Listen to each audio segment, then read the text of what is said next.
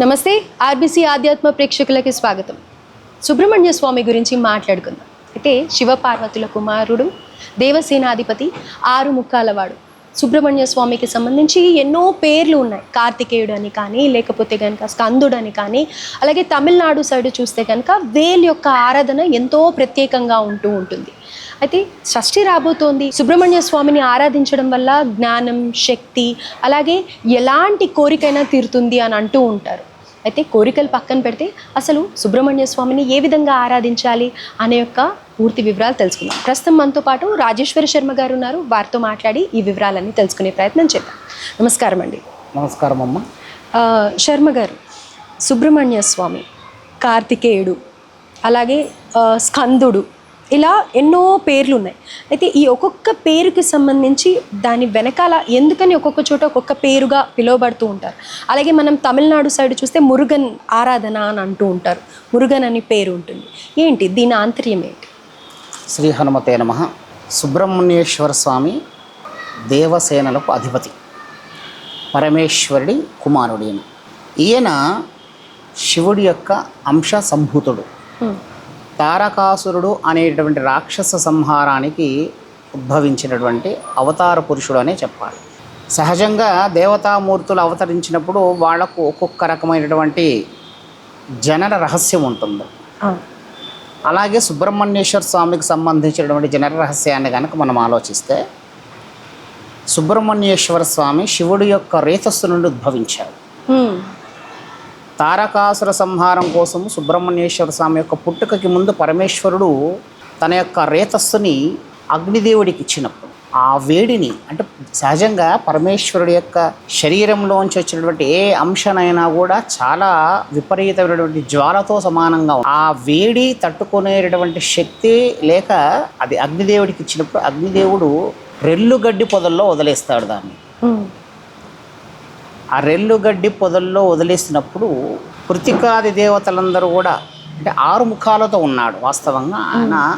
పరమేశ్వరుడు తన యొక్క త్రినేత్రాన్ని తెరిచినప్పుడు ఆ వచ్చినటువంటి అగ్నిజ్వాలలోంచి ఉద్భవించినటువంటి ఆ మూర్తి ఆ రెల్లుగడ్డి పొదలలో శిశువుగా మారతాడు. అలా మారినప్పుడు 6 శిశువులుగా ఉద్భవించారని మనకు కొన్ని చోట్ల తెలుస్తోంది. 6 మంది శిశువులుగా ఉద్భవించారు. వాళ్ళని కృతికాది దేవతలు అందరూ కూడా పెంచి పోషించడం వల్ల కృతికా నక్షత్రం అనేది సుబ్రహ్మణ్యేశ్వర స్వామికి చాలా శ్రేష్టమైనటువంటిదిగా చెప్తారు. అలాగే మార్గశిర మాసంలో షష్ఠి రోజున ఆయన ఉద్భవించినట్టుగా మనకు కొన్ని శాస్త్రపరమైనటువంటి ఆధారాలు ఉన్నాయి. అయితే ఈ కృతికాది దేవతలందరూ పెంచి పోషిస్తూ ఉన్నప్పుడు మరి మనం సహజంగా షణ్ముఖుడు అంటున్నాం ఆయన్ని. షణ్ముఖుడు ఉంటుంది. షట్ అంటే 6 ముఖములు కలిగినటువంటి వాడు షణ్ముఖుడు. మరి 6 శిశువులుగా ఉన్నటువంటి సుబ్రహ్మణ్యేశ్వర స్వామి షణ్ముఖుడుగా ఎందుకు పిలువబడుతున్నాడు అంటే, పార్వతీదేవి ఆ శిశువుని ఎత్తుకుని లాలించినప్పుడు ఆమె యొక్క శక్తి చేత ఆ శిశువు శరీరం అంతా కూడా ఒక్కటే 6 తలల వాడిగా, అంటే 6 ముఖాలు కలిగినటువంటి వాడుగా ఉద్భవించడం జరిగింది. 6 ఉన్నటువంటి శిశువులు వేరువేరుగా ఉన్న వాళ్ళందరూ కూడా ఒక్క రూపాన్ని తేల్చి ముఖాన్ని మాత్రం 6 ముఖాలుగా ఉంచడం జరిగింది. 6 ముఖాలు 12 చేతులు. దానివల్ల ఆయనని షణ్ముఖుడు అని పిలుస్తున్నారు. సుబ్రహ్మణ్యేశ్వర స్వామి ఆరాధన, ఏ దేవత ఆరాధన అయినా సరే ఒకనొక కోరిక చేత, ఏదైనా ఒక కోరిక కోరుకున్నప్పుడు ఆ కోరిక తీరడానికి మనం ఆరాధించేటువంటి విధానాలు చాలా ఉంటాయి. ఉపాసన అనేది ఏ దేవతార్చనలోనైనా కూడా ఉపాసన అనేది ఒక భావం. ఉపాసించడం అంటే అత్యధికంగా ఆయన్ని సేవించడం. రకరకాలైన పద్ధతులు ఉంటాయి. మంత్రము, తంత్రం. కొన్ని చోట్ల తాంత్రికమైనటువంటి పూజలు చేస్తుంటారు. మంత్రం వినపడదు మనకు అక్కడ. అవును, ఎక్కువగా ఈ నాగులు, సుబ్రహ్మణ్య స్వామి అని విన్నప్పుడు కూడా తంత్రమే ఎక్కువగా ఉంటుంది. కొన్ని ప్రాంతాలలో మనం తాంత్రిక పూజలు గమనిస్తుంటాము. కొన్ని ప్రాంతాలలో మంత్రంతోనే ఆవాహన చేసి, వాళ్ళకు సంబంధించినటువంటి మూల మంత్రంతో ఆవాహన చేసి, ఆయనకు సంబంధించినటువంటి మూల మంత్రాలతోని బీజాక్షరాలు అయి ఉండొచ్చు, మూలమంత్రాలు అయి ఉండొచ్చు. దాని ద్వారా సుబ్రహ్మణ్యేశ్వర స్వామిని ఆరాధించడం అనేది జరుగుతుంది. సుబ్రహ్మణ్యేశ్వర స్వామి ఎవరైతే ఉన్నారో ఆయన ఆరోగ్యానికి కూడా కారపడే.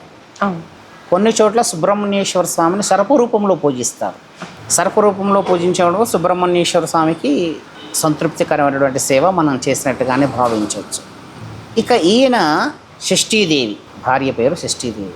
షష్ఠి నాడు ఉద్భవించడం వల్ల షష్ఠీదేవి అని వచ్చేసింది అని చెప్పేసి కూడా ఒక ప్రమాణం మనకు కనపడుతుంది. సుబ్రహ్మణ్యేశ్వర స్వామిని ఆరాధించడంలో మంగళవారం ఒకటి, కృత్తికా నక్షత్రం ఒకటి, షష్ఠి ఒకటి విశేషమైంది. ఇంకా విశేషం ఏంటంటే ఆదివారం నాడు సూర్యోదయం నుంచి ఒక గంట సమయంలో 6:50కి సూర్యోదయం ఉందనుకుందాం, లేదా 6 గంటలకు సూర్యోదయం ఉంది అని అనుకుంటే, 6 గంటలకు సూర్యోదయం కనుక ఉంటే 6 గంటల నుంచి 7 గంటల మధ్య ప్రాంతంలో కనుక మనం సుబ్రహ్మణ్యేశ్వర స్వామి ఆరాధన చేస్తే ఆరోగ్యం చేకూరుతుంది. ఆయన ఉపాసన చేసే వాళ్ళు కూడా ముఖ్యంగా ఇదే సమయ ప్రాంతాల్లో చేస్తే చాలా మంచిది. ఉపాసన అనేది ఏదైనా బ్రాహ్మీ ముహూర్తంలో ఉపాసన అనేది బ్రాహ్మీ ముహూర్తంకి ప్రధానమైనటువంటి. అయితే ఈ ఆరోగ్యం కోసం మనం చేసేటువంటి దాంట్లో ఉదయకాలంలో అంటే ఆదివారం నాడు సూర్యోదయం ప్రాంతంలో కనుక మనం చేస్తే మనకు ఆరోగ్యం అనేది కూడా వస్తుంది అని సుబ్రహ్మణ్యేశ్వర స్వామి చెప్పబడింది. షష్ఠీదేవి ఈమె కూడా పుట్టిన తర్వాత 6వ రోజు నాడు షష్ఠీదేవి ఆరాధన చేస్తారు సహజంగా. ఇది ఇప్పుడు చాలామంది చేయరు, కానీ సుబ్రహ్మణ్యేశ్వర స్వామి భార్య షష్ఠీదేవి యొక్క ఏదైతే ఉందో అది చిన్నపిల్ల శిశువుల మీద ఆమె యొక్క ప్రభావం ఉంటుంది. అంటే ఆమె ప్రభావం నెగిటివ్ ప్రభావం కాదు, పాజిటివ్ ప్రభావం ఉంటుంది. ఎలా చూపెడుతుంది ఆవిడ ప్రభావం ఉన్నప్పుడు? సహజంగా కొన్ని ప్రాంతాలలో పుట్టిన తర్వాత జాతకర్మలలో పుట్టిన తర్వాత మనకు పురుడు, చెవులు కొట్టించడము, అన్నప్రాసన, కేశకరణం, ఈ జాతకర్మలు వీటిలన్నింటిలో భాగంగా కూడా కొంతమంది షష్ఠీదేవి ఆరాధన చేస్తూ ఉంటారు. ఎప్పుడు? పుట్టిన తర్వాత 6వ రోజున. ఎందుకు షష్ఠీదేవిని ఆరాధించాలి అంటే, పుట్టినటువంటి శిశువు యొక్క జాతకంలో కనుక మనం పరిశీలిస్తే కొన్ని గ్రహాలు బాలారిష్ట దోషాలు అంటారు. బాలారిష్ట దోషాలు అంటే ఏంది? ఎక్కువసార్లు శిశువు సిక్ అవ్వడం, ఫ్రీక్వెంట్గా జ్వరం రావడం, పుట్టిన తర్వాతనే కొందరు హాస్పిటలైజ్డ్ అవుతారు. వాళ్ళకి పుట్టగానే కొన్ని ఇబ్బందులు, ఆరోగ్యపరమైన ఇబ్బందులు వచ్చేసి వాళ్ళని ఆసుపత్రుల్లో చేర్పించడం, ఎక్కువసార్లు ఫ్రీక్వెంట్గా జ్వరం రావడం, ఎక్కువసార్లు సిక్ అయిపోవడం, అనారోగ్యంతో బాధపడడం. కానీ ఇలాంటి సందర్భాలలో నవగ్రహ దోషాలు అని అంటూ ఉంటారు. పుట్టినప్పుడు ఉన్నటువంటి దోషం కూడా ఉంటుంది. పుట్టినప్పుడు శాంతిపరంగా పుట్టినప్పుడు నక్షత్ర దోషం ఏదైతే ఉంటుందో నక్షత్ర దోషం కూడా ఒక దోషమే. పుట్టినప్పుడు ఉన్నటువంటి నక్షత్ర ప్రకారంగా మనం ఆలోచిస్తే ఆ రకమైనటువంటి దోషం కూడా ఉంటుంది. ఇప్పుడు సూర్య దశలో పుట్టాడనుకో ఆరోగ్యానికి సంబంధించినటువంటి సమస్యలు తలెత్తవచ్చు. రాహు దశలో పుట్టాడనుకో ఆరోగ్యానికి సంబంధించినటువంటి సమస్యలు తలెత్తవచ్చు. లేదా కొన్ని నక్షత్రాలు ఉంటాయి, శాంతి నక్షత్రాలలో పుట్టినప్పుడు కూడా ఆరోగ్యానికి సంబంధించినటువంటి సమస్యలు రావచ్చు. దీంట్లో ప్రత్యేకంగా ఎక్కువసార్లు శిశువు సిక్ అవుతున్నాడు, అనారోగ్యం పాలవుతున్నాడు అంటే మనం పరిశీలించాల్సినటువంటి జాతకాలలో బాలారిష్ట దోషం ఒకటి. ఈ బాలారిష్ట దోషం కనుక మనం పరిశీలిస్తే కొన్ని గ్రహాలు కొన్ని స్థానాలలో ఉన్నప్పుడు ఈ బాలారిష్ట దోషం అనేది కలుగుతుంది. మరి బాలారిష్ట దోషం కలిగినప్పుడు దీనికి పరిహారం ఏంటి అంటే సుబ్రహ్మణ్యేశ్వర స్వామి ఆరాధన, షష్ఠీదేవి యొక్క మూల మంత్ర జపం. ఈ మూల మంత్ర జపం చేసి ఏ గ్రహం ద్వారానైతే బాలారిష్ట దోషం కలుగుతుందో ఆ గ్రహానికి సంబంధించినటువంటి జపం, దానికి సంబంధించినటువంటి తర్పణం, దానికి సంబంధించినటువంటి దానం చేయడంతో పాటుగా షష్ఠీదేవి యొక్క మూల మంత్రాన్ని కూడా జపించి దానికి సంబంధించినటువంటి తీర్థం కనుక సంబంధిత ఎవరైతే బాలారిష్ట దోషం ద్వారా ఇబ్బంది పడుతున్నారో వాళ్ళకు కనుక మనం ఆ తీర్థం ఇస్తే బాలారిష్ట దోషాలు అనేవి పోతాయి. అంటే అంత విశేషంగా షష్ఠీదేవిని మనం ఆరాధించడం జరుగుతుంది.